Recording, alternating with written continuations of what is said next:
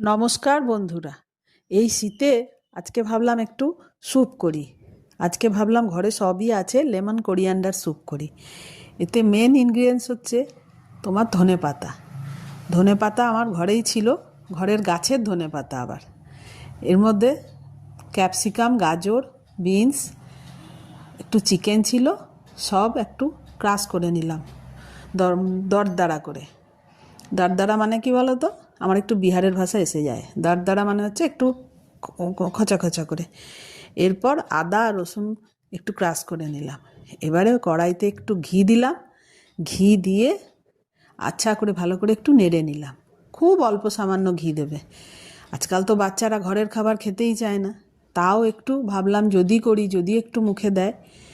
তো এই যে ধনেপাতার ডাঁটালগুলো, এটা ঠান্ডা জলে একটু চুবিয়ে রাখবে। এরপর ওই ধনেপাতার ডাঁটালগুলো দিয়ে দেবে জলটার মধ্যে। জলটা একটু ভালো করে ফুটবে সব সবজিগুলোর সাথে। এবার চিকেন দিয়ে দেবে। চিকেনের পরে একটু কর্নফ্লাওয়ার গাঢ় করার জন্য দেবে। এটা অপশনাল, নাও দিতে পারো, ঘরের জিনিস, তাও না দিলেও ভালো হয়। এরপর বড় বড় করে ধনেপাতাটা কাটলাম, সেগুলো দিয়ে দিলাম। এত সুন্দর গন্ধ বেরোবে ধনেপাতার, দেখলেই খেতে ইচ্ছে করবে। এরপর নামানোর সময় অল্প একটু ঘি দিয়ে দেবে বা মাখন দিয়ে দেবে। ব্যাস, লেমন কোরিয়ান্ডার স্যুপ তৈরি। একটু ওপর থেকে, ওটা যেটা বলতে ভুলে গেছি, একটু লেবুর রস দিয়ে দেবে।